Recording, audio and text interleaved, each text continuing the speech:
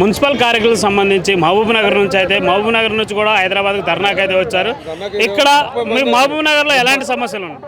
మహబూబ్ నగర్కి వెళ్ళి దాదాపు మాకు సమస్యలు చాలా ఉన్నాయి. గత సంవత్సరాలు 10 ఏళ్ళు బీఆర్ఎస్ ఉన్నది, కానీ ఏమాత్రము మనల్ని పట్టించుకోలేరు. ఇప్పటి వరకు మనను మేము సఫాయి అన్న సలాం అన్నాడు ఒకప్పుడు ఎవరు కేసీఆర్. ఇప్పటికీ సఫాయి ఫస్ట్ అన్న మాట మాత్రమే, కానీ మళ్ళీ మిగతాది మాత్రము సమస్య లేదు. కరోనా విషయంలో వస్తే మాత్రము మేమే పనులు చేయాలి, ప్రతి ఒక్కటి చేయాలంటే మేమే చేసినాము, సేవలు చేసినాము, అన్నీ చేసుకుంటూ వచ్చినాము. అది కరోనా కూడా మాకు రాలేదు, అది మేము చేసుకుంటూ పోయినాము. ఇప్పటి వరకు మాకు కార్మికులకు అవుట్సోర్సింగ్ అనేది మాకు పర్మనెంట్ చేయాలంటేనని మామనాడు నుంచి మేము చాలా పెద్ద ఎత్తున మేము దగ్గర 20-30 మంది వచ్చినాము. ఇప్పుడు చాలా మా బాధాకరమైన విషయం ఏమిటంటే మాకు అక్కడ ఆంధ్రలో 21,000 ఫస్ట్ మా సఫాయి అన్న సలాం అన్నని తొలి సంతకం పెడితే ఇక్కడ మన మహబూబ్నగర్లో మన తెలంగాణ సీఎం మన కేసీఆర్ గారు ఏం చెప్పిండంటే తొలి సంతకం కూడా చేయలే, అతల తొలి సంతకం చేసిండు. చేయనందువలన మాకేందంటేనంటే అతల ఎందుకు చేసిండు, అతల చేసినట్టు మాకు కూడా చేస్తే మాకు బాగుంటుండే కదా, ఎందుకు చేయలే, మాకు అన్యాయం చేసినట్లే కదా. ఆ విధంగా మాకు ఒకటే విజ్ఞప్తి చెప్తున్నా, మాకు మాత్రము న్యాయం జరగాలి.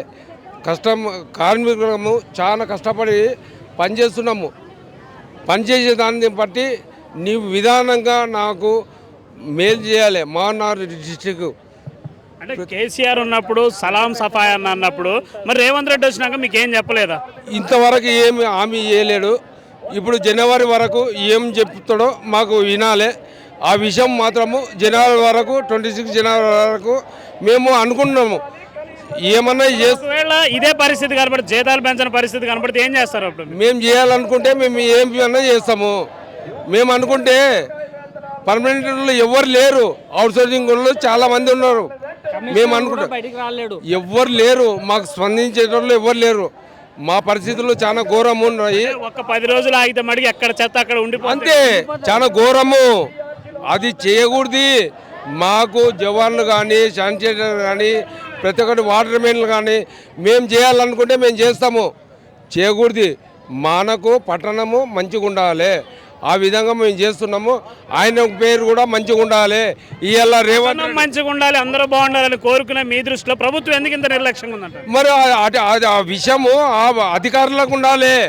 మమ్మల్ని ఎందుకు ఇంత మా సఫాయి అన్నప్పుడు మమ్మల్ని ఎందుకు అసెంబ్లీలో ఎందుకు తీయరు?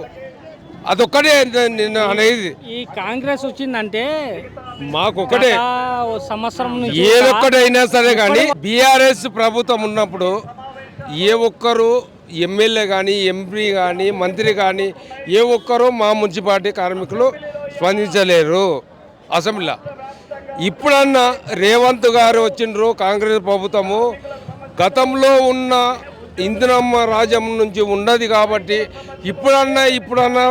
ఇప్పుడన్నా రేవంత్ రెడ్డి గారన్నా సహకరించి మనల్ని కాపాడుకుంటాడు. తన బిడ్డల్లాగా, తన కొడుకుల్లాగా, తన సోదరులాగా అనుకొని మేము భావించుకుంటున్నాము. ఇప్పటికైనా 10 సంవత్సరాలు చేసింది ఒక ఎత్తు, 10 నెలలు చేసింది ఒక ఎత్తు. ఈ రోజుల్లో మరి మహబూబ్ నగర్లో మీకు పని చేయడానికి సరైన వస్తువులు కల్పిస్తున్నారా గవర్నమెంట్ వాళ్ళు? సరిగా లేదు, ఒకటి సరిగా లేదు. దయచేసి మహబూబ్నగర్ పట్టణంలో మేము అడిగేది ఒక్కటే, దాన సంస్కారాలు కానీ మనము కార్మికులము మస్తు కష్టపడి పని చేసుకుంటా చనిపోతారు. ఇప్పటికీ 24 సంవత్సరాలు అయినా కూడా ఇప్పుడు పర్మనెంట్ కాలే.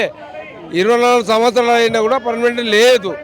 ఎందుకు చేస్తలేరు అంటే ఓట్లు వచ్చినప్పుడు ఏమో సఫాయి అన్న సలాం అంటావు, ఓట్లు వచ్చి అన్నీ అయిపోయినాక మీద అంటావు. అంటే మేము అంత చూత కొడుకున్నాం. మాకు అట్లా కాదు నాయన, మీరు దేవుళ్ళు మనల్ని కూడా చూడు, ఒక ఆపక చూడు, ఒక మామూలను కూడా చూడు.